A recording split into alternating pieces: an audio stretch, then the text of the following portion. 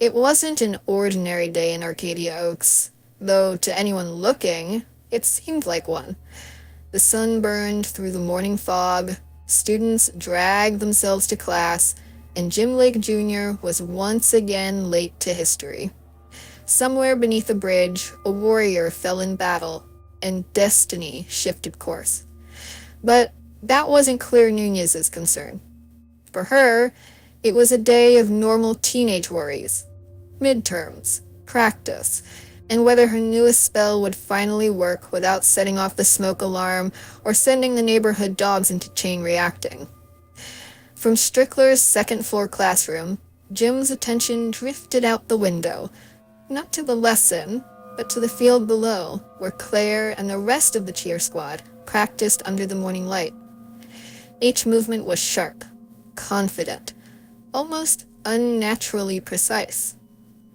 After practice, Claire traded her pom-poms for the quiet hum of spinning vinyl. Zimok Records was more than just a part-time job. It was her sanctuary. Behind its dim lighting and classic rock posters, the place was charged with old magic. Zoe was already waiting in the back room, timeless as always, with that knowing look she seemed to wear through every century. Claire had met her by chance, or maybe fate, when her powers first started to surface. What began as flickers of shadow in her reflection had grown stronger, harder to control. Zoe had taught her enough to keep it hidden, but even she didn't fully understand shadow magic. It wasn't just rare, it was dangerous. The kind of power that changed its wielder if left unchecked. When Claire walked in that afternoon, Zoe didn't need to say a word. She gestured toward the back, toward the heavy oak table where something old and ominous waited. An ancient book rested there, bound in dark leather that shimmered faintly under the light. Morgan Le Fay's grimoire. Zoe had always treated Claire like an equal, not a student, not a child. Maybe that's what drew her to her in the first place. Most adults looked at her and saw a child. Zoe looked and saw potential.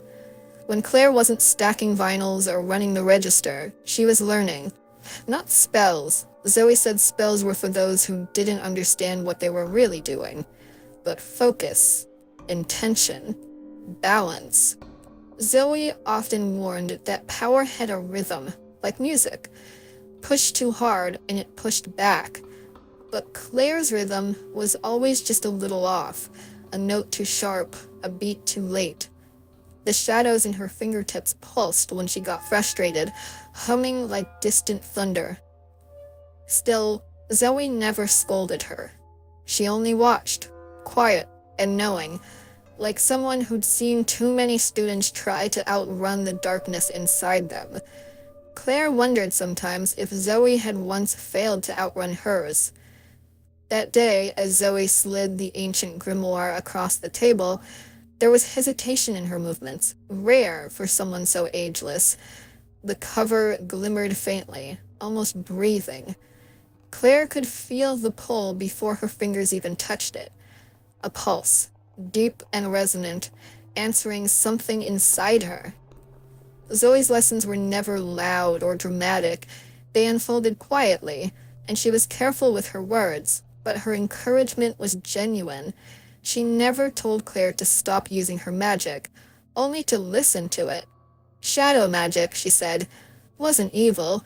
It was misunderstood. Dangerous, yes, but not inherently dark unless the magic user was. Claire found comfort in that, even when the whispers in her hands grew louder with every spell. Then one night, Zoe changed. Not angry, just uneasy.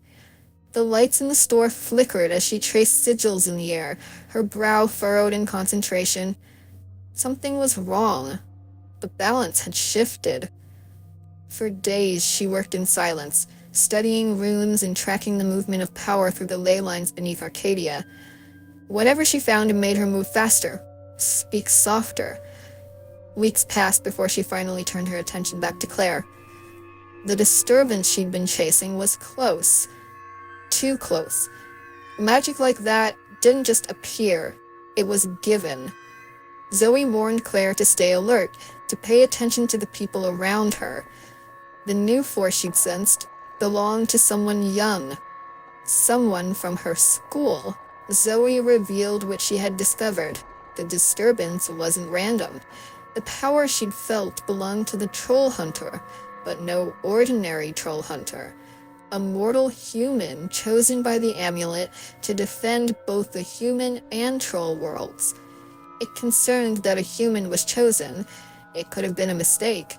It wouldn't have been the first time. Claire didn't understand the problem. It almost sounded noble. To Zoe, it was a warning.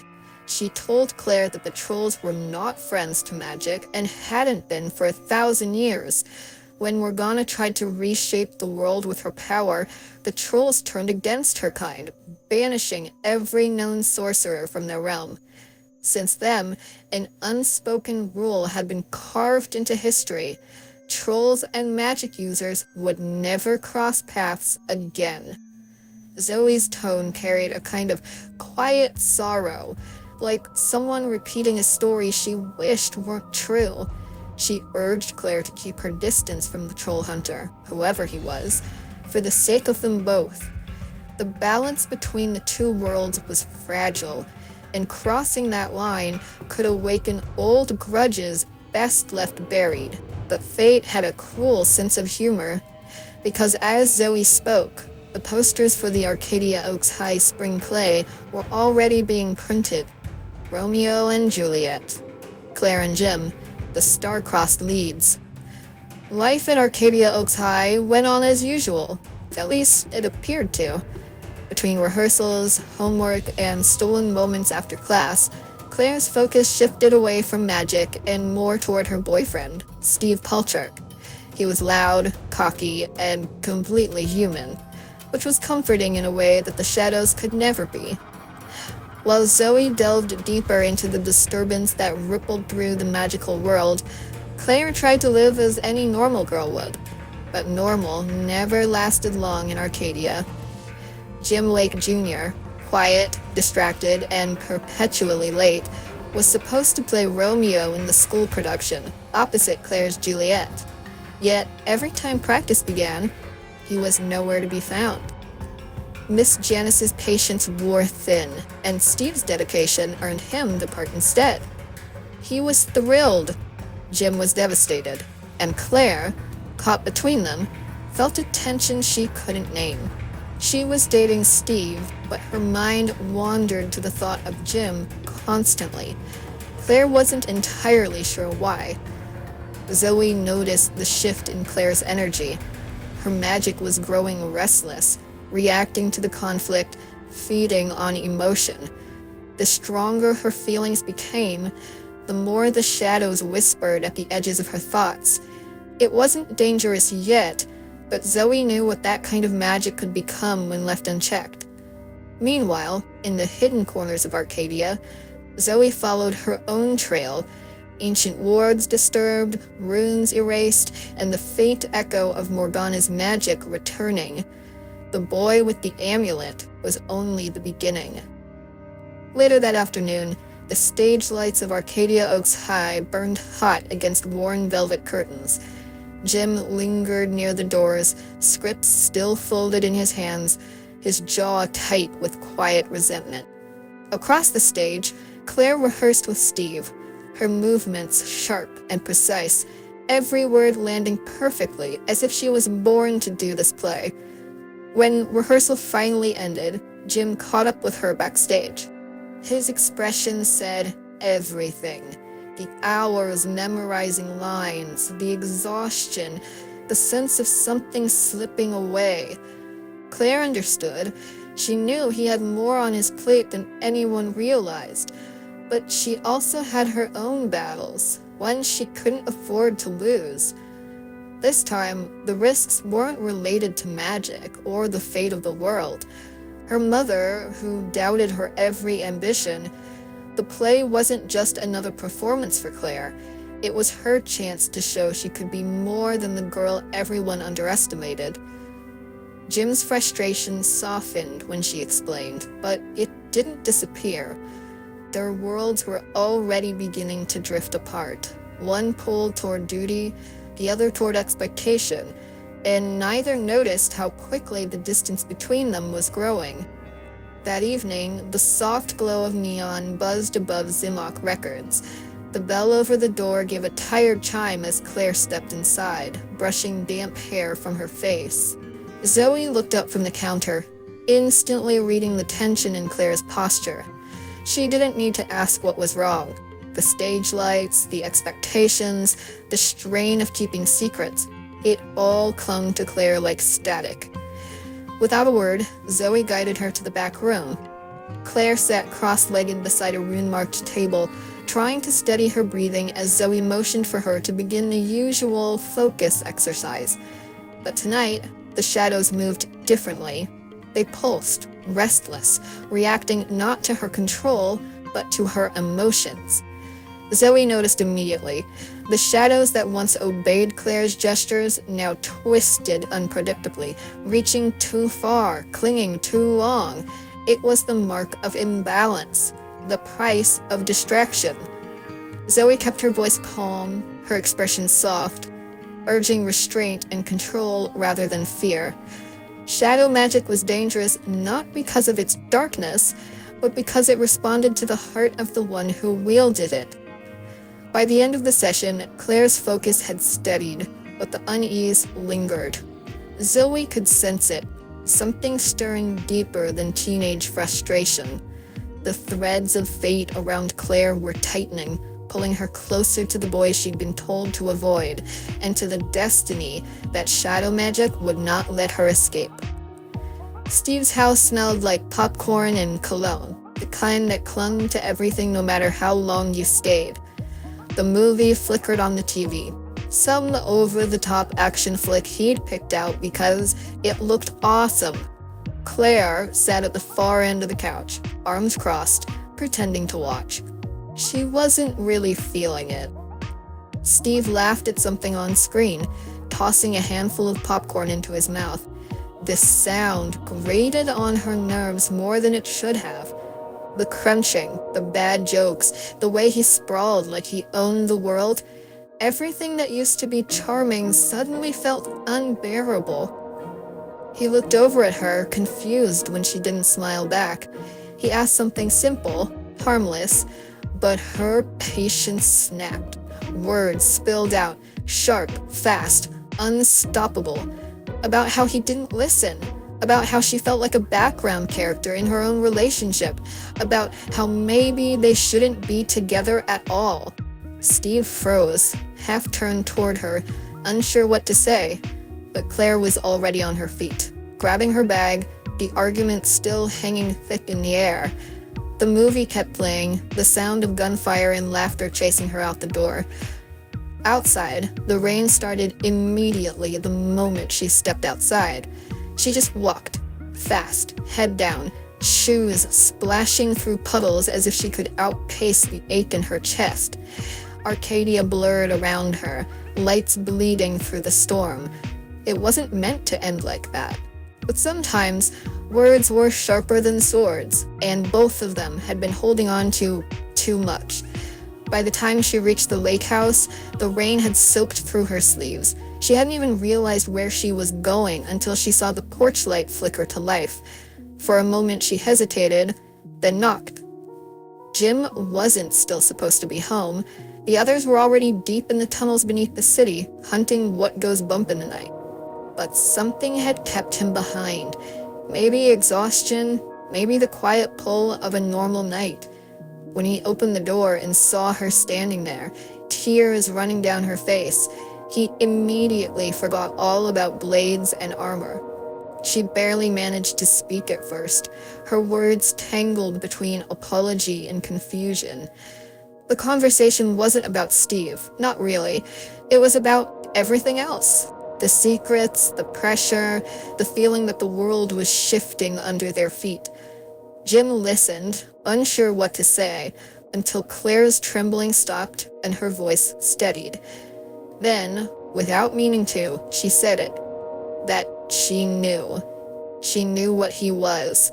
She knew who he was, and before Jim could even process the weight of that revelation, she admitted something even stranger, that she wasn't just any girl from Arcadia Oaks. She was a witch.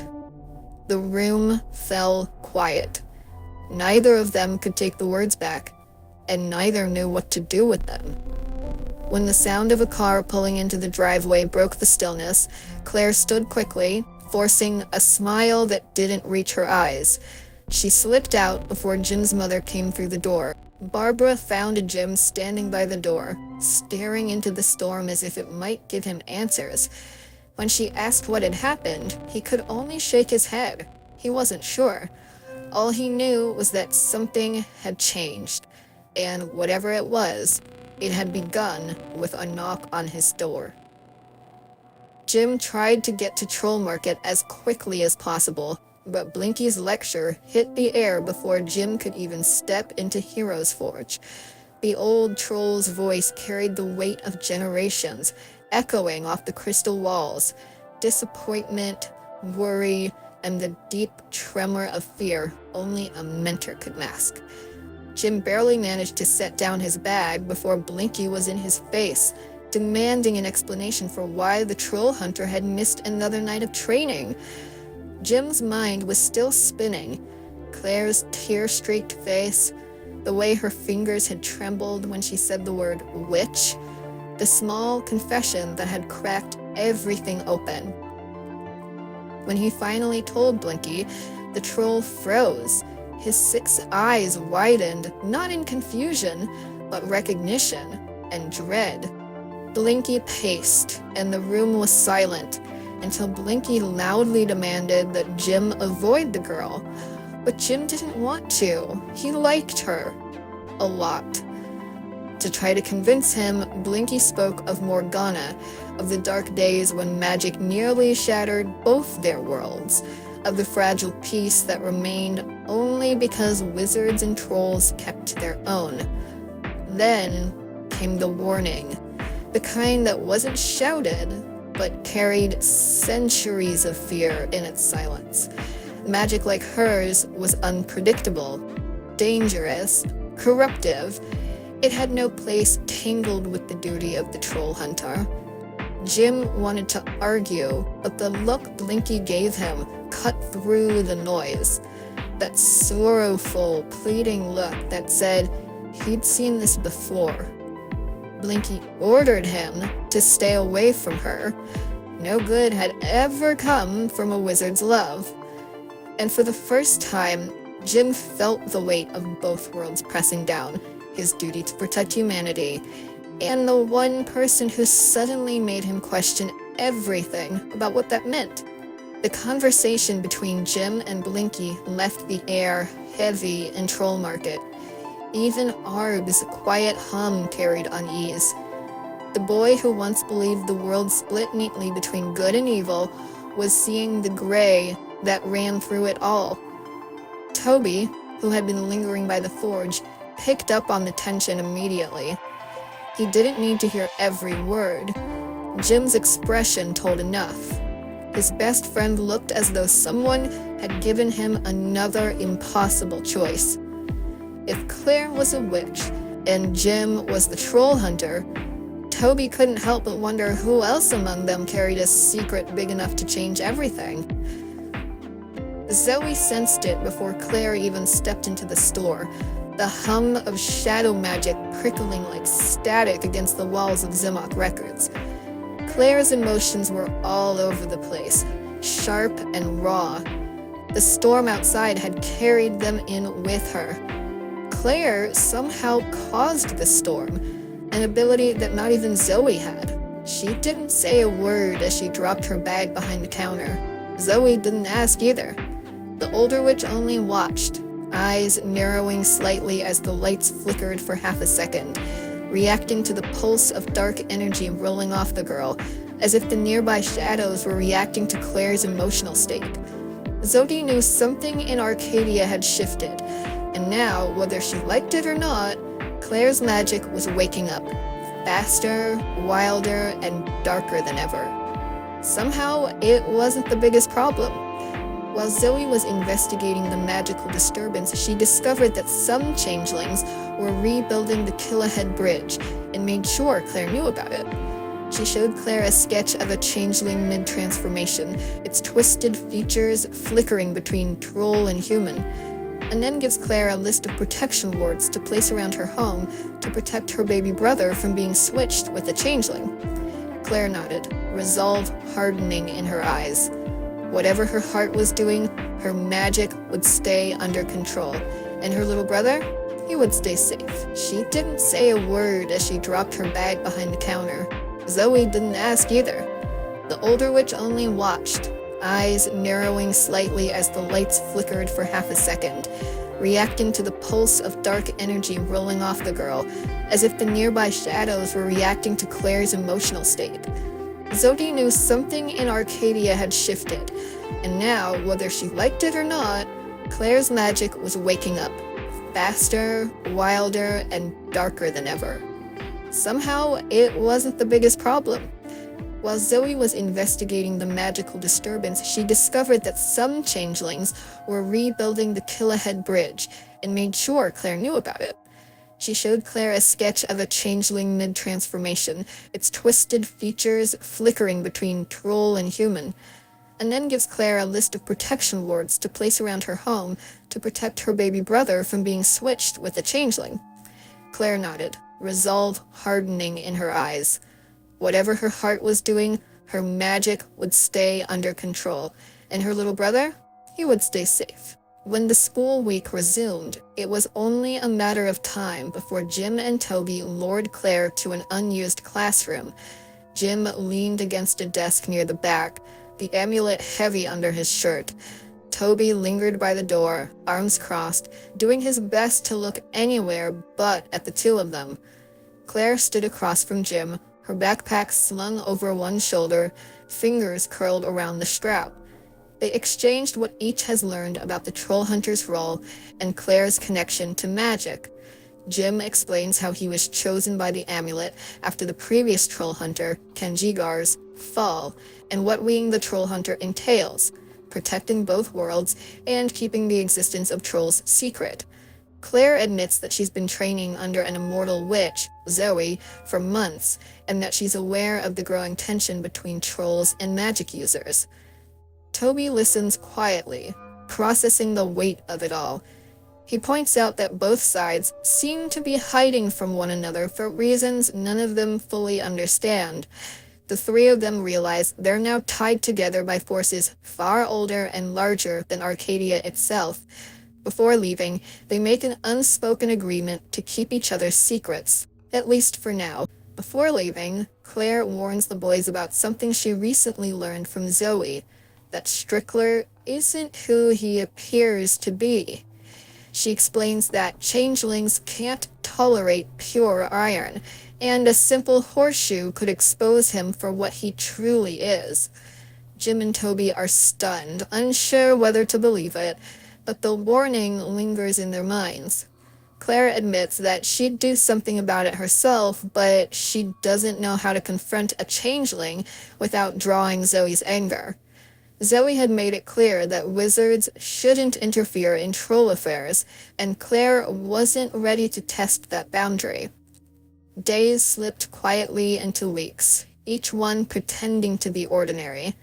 Jim trained, Toby joked, Claire studied, and Zoe managed the record shop as if nothing in Arcadia had changed.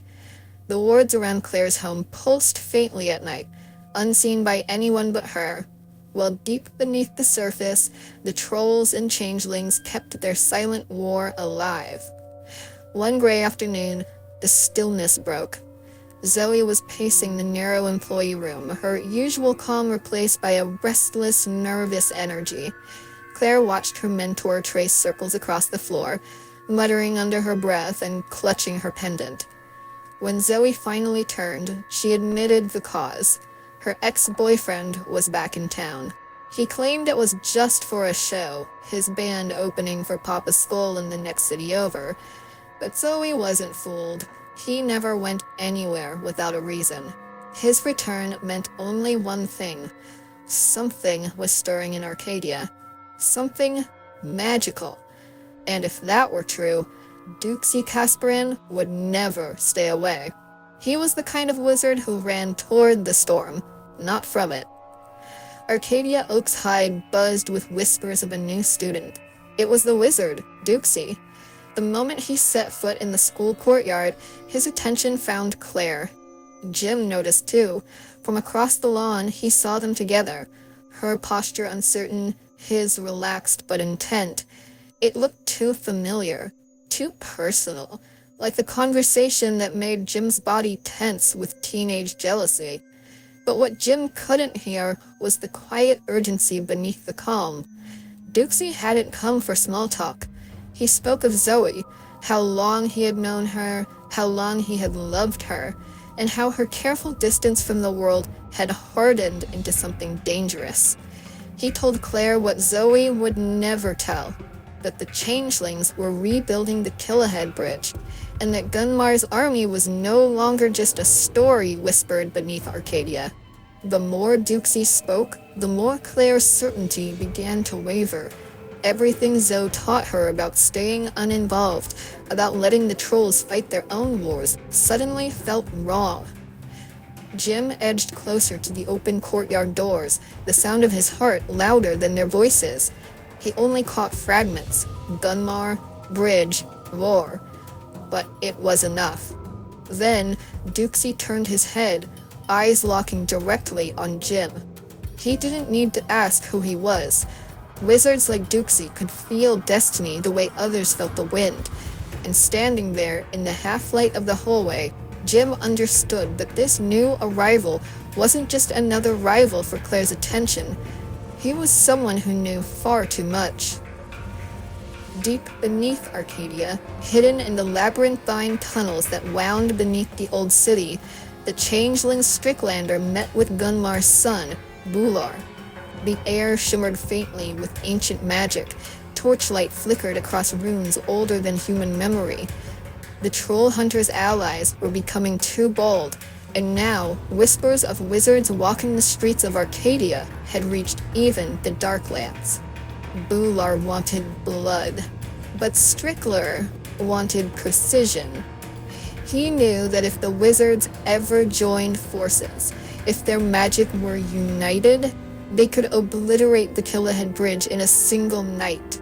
And with no bridge, Gunmar's army would remain sealed away forever.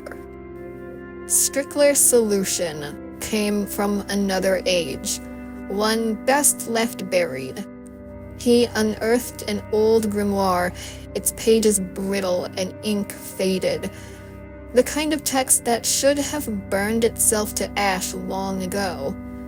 He turned to a spell that was never meant to be spoken again, a summoning rite that called forth the Wild Hunt, a pack of spectral hounds bound to the moon cycle and the scent of magic. Once unleashed, they would track and devour anything touched by sorcery. On the night of the full moon, the first howl shattered the quiet over Arcadia. It echoed across rooftops and through the forest canopy, shaking dust from the old record store's windows.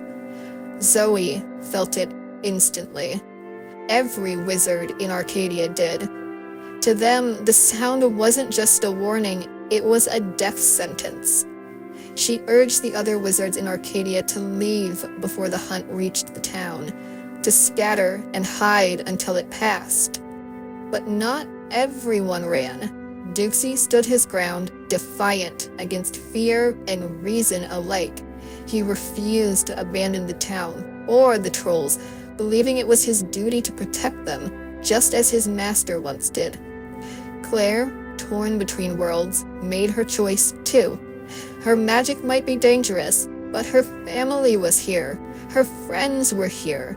She would not run from what she loved, no matter the cost. As the Wild Hunt swept across Arcadia, the streets erupted in chaos. Lights flickered, car alarms wailed, and hounds made of mist and bone tore through alleyways, drawn to the pulse of magic in the air. Every wizard who remained scrambled for shelter, everyone except two. Dukie and Claire fled through back streets and rain-slicked alleys, the hunt always close behind. Spells flared like blue lightning, leaving scorch marks across the pavement as they fought to slow the spectral pack. But there were too many. Even Dukie's magic couldn't hold them off for long. They went to Jim's house. Dukie explained what was happening about the wild hunt, Strickler's summoning, and the danger to all wizards, and how the hounds won't stop if anything is in their way. That includes trolls and humans. His words carried urgency, and a weary determination replaced his usual confidence. Claire stood beside him, silent but resolute, the faint aura of her shadow magic betraying her fear. There was only one place left where the hounds wouldn't follow, the one place that hid magic with raw, ancient power, Troll Market. Claire hesitated at the entrance under the canal bridge, knowing what it meant. Trolls and wizards had avoided one another for centuries, their distrust etched into both histories. But with the wild hunt closing in, there was no choice. Troll eyes followed their every step. Conversations died mid-sentence. Thick, stony fingers curled around weapon hilts. Wizards had no place in Troll Market, yet here they were, desperate and breathless. The trolls didn't like their troll hunter bringing outsiders into their home. They've only recently been able to accept a human troll hunter. The trolls felt like the boy was pushing it. Blinky was the first to notice them. He'd expected Jim and Toby, not the wizard and the cheerleader who'd upended the fragile balance of both worlds. But Jim didn't need to explain much because even Blinky understood the unspoken truth. Whatever hunted them, it wasn't just their problem anymore. The trolls didn't trust them, and Claire and Dukie knew it, so they made themselves useful. If they could do anything to make the trolls' lives a bit easier, they were happy to oblige. As the weeks rolled by, the two wizards were starting to win the trolls over through their useful magics. The wild hunt is bound only by a single moon cycle and by the scent of magic. When the hounds naturally retreated back to their dimension, Jim happily offered to walk Claire home. For a while, the silence of the streets felt like peace, until the low, distant growl broke it. A shadow detached itself from the mist ahead, eyes burning with spectral light. The final hound had not returned to its master. It had tracked the lingering pulse of Claire's magic, drawn to her like blood in the water. Jim stepped in front of her instinctively, summoning the amulet's glow, and the daylight armor attached to Jim's body. Claire tried to summon her magic, shadows flickering around her hands, but the beast lunged through them as if her spells were smoke. Her power had no hold on it. The chase began in a blur of rain and panic. They ran through back streets, over fences, down alleys where the lights had burned out long ago. The hounds' howls echoed between the walls, closer each time. When they reached the edge of the canal, Jim turned to fight, but the splintering sound of movement behind them froze him. The changelings had joined the hunt. Their pale eyes glinted in the dark, their forms flickering between human and troll. They wanted two things, the amulet and its bearer, and they would take Claire too, if it meant forcing Jim's hand.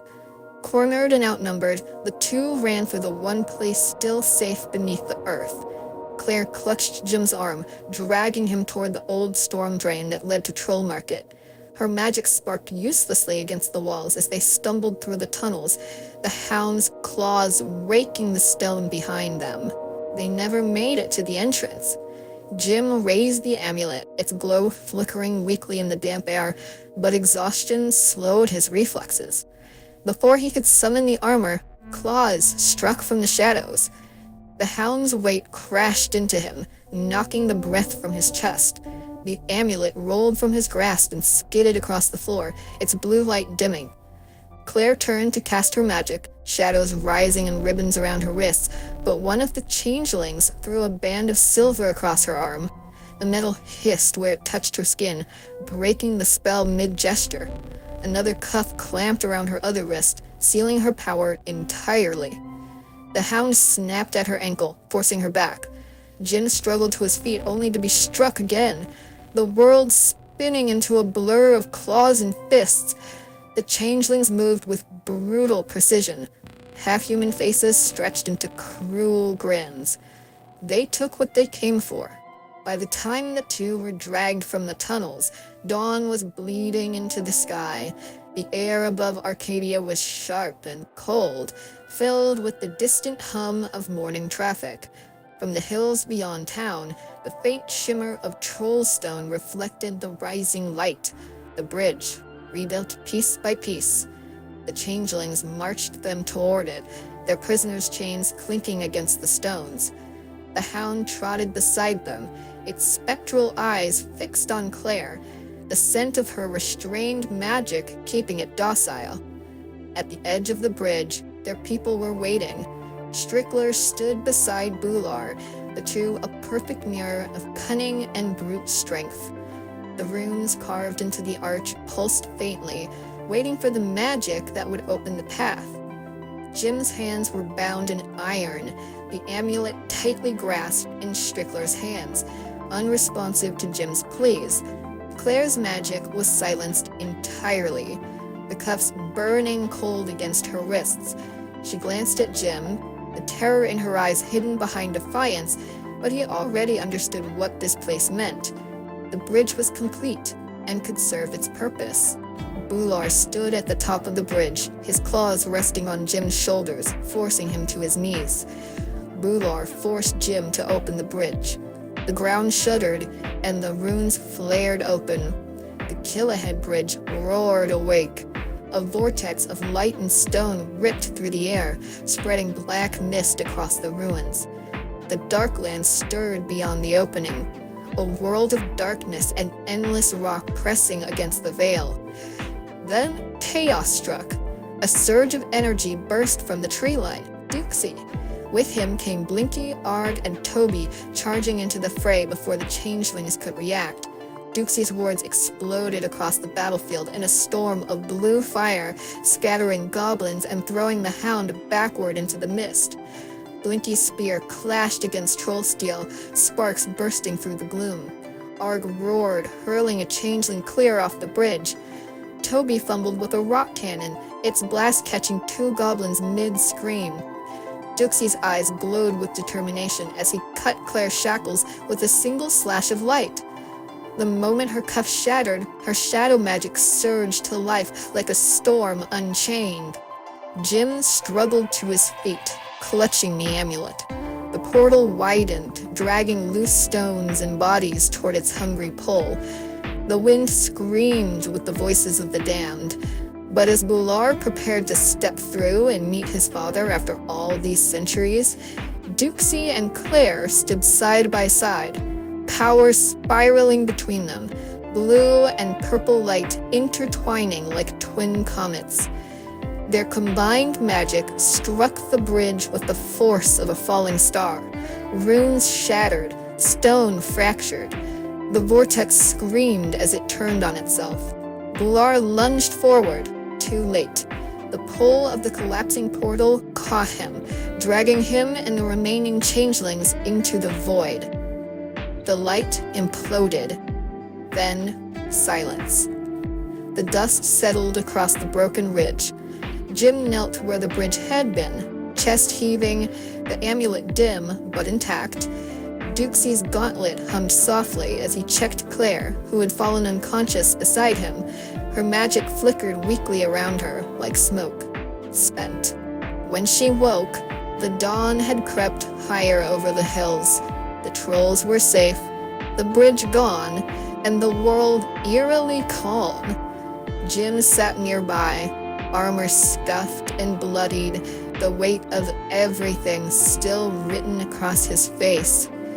He looked at Claire, gratitude softening his features. Though no words passed between them, it was clear. Without her, none of them would have made it out alive. She'd saved not only him, but all of Arcadia. Jim loved her all the more for what she had done. The threat that had haunted the trolls for centuries was finally over. No more fear of Gunmar's return or the terror of the old days.